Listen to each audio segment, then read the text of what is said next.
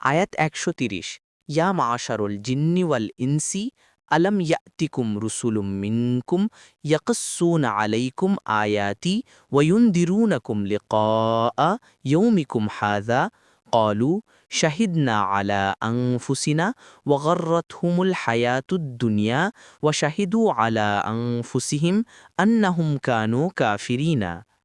অনুবাদ: হে জিন ও মানুষের দল, তোমাদের মধ্য থেকে কি রাসূলগণ তোমাদের কাছে আসেনি, যারা আমার নিদর্শন তোমাদের কাছে বিবৃত করত এবং তোমাদেরকে এ দিনের সম্মুখীন হওয়া সম্বন্ধে সতর্ক করত?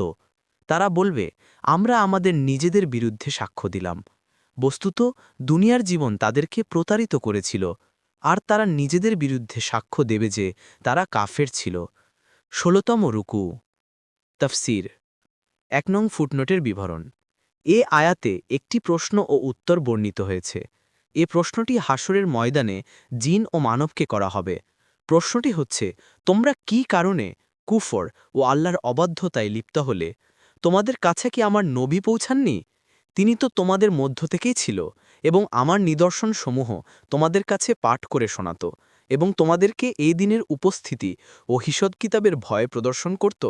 এর উত্তরে তারা সবার পক্ষ থেকে নবীগণের আগমন, আল্লাহর বাণী পৌঁছানো এবং এর সত্ত্বেও কুফরে লিপ্ত হওয়ার স্বীকারোক্তির কথা উল্লেখ করা হয়েছে। এ ভ্রান্ত কর্মের কোনো কারণ বা হেতু তাদের পক্ষ থেকে বর্ণনা করা হয়নি, বরং আল্লাহ নিজেই এর কারণ বর্ণনা করেছেন যে ওয়াহররাতহুমুল হায়াতুদ্দুনিয়া, অর্থাৎ তাদেরকে পার্থিব জীবন ও ভোগবিলাস ধোকায় ফেলে দিয়েছে, ফলে তারা একেই মুখ্য মনে করে বসেছে, অথচ এটা প্রকৃতপক্ষে কিছুই নয়। এভাবে তারা দুনিয়ার জীবনে রাসূলদের উপর মিথ্যারোপ করেছিল, তাদের আনিত সত্যে ঈমান আনতে অস্বীকার করেছিল, তাদের উপস্থাপিত মুজিজার বিরোধিতায় লিপ্ত ছিল। ইবনে কাসির। ২ নং ফুটনোটের বিবরণ। অর্থাৎ এভাবে তারা হাসরের মাঠে নিজেদের বিরুদ্ধে সাক্ষ্য দিয়ে বলবে যে তারা দুনিয়াতে কাফের ছিল। আয়াতে প্রণিধানযোগ্য বিষয় এই যে অন্য কতিপয় আয়াতে তারা মুখ মুছে অস্বীকার করবে এবং রবের দরবারে কসম খেয়ে মিথ্যা বলবে, ওয়াল্লাহি রব্বিনা মা কুন্না মুশরিকিনা, অর্থাৎ আমাদের রবের কসম, আমরা কখনো মুশরিক ছিলাম না।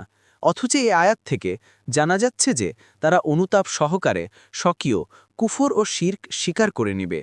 অতএব আয়াতদ্বয়ের মধ্যে বাহ্যত পরস্পর বিরোধিতা দেখা দেয়, কিন্তু অন্য আয়াতে এভাবে এর ব্যাখ্যা করা হয়েছে যে প্রথমে যখন তাদেরকে প্রশ্ন করা হবে তখন তারা অস্বীকার করবে। সে মতে আল্লাহ তাআলা স্বকীয় কুদরাত বলে তাদের মুখ বন্ধ করে দেবেন, হাত, পা ও অন্যান্য অঙ্গ প্রত্যঙ্গের সাক্ষ্য নেবেন। সেদিন আল্লাহর কুদরাতে সেগুলো বাকশক্তি প্রাপ্ত হবে, সেগুলো পরিষ্কার ভাষায় তাদের কুকর্মের ইতিবৃত্ত বর্ণনা করে দিবে। তখন জিন ও মানব জানতে পারবে যে তাদের হাত, পা, কান, জিহ্বা সবই ছিল আল্লাহর গুপ্ত প্রহরী, যারা সব কাজ কারবার ও অবস্থার অভ্রান্ত রিপোর্ট প্রদান করছে। এ অবস্থায় তাদের আর অস্বীকার করার জো থাকবে না। তখন তারা সবাই পরিষ্কার ভাষায় অপরাধ স্বীকার করে নেবে। জামাকশারি, কুরতুবী, ফাতহুল কাদির।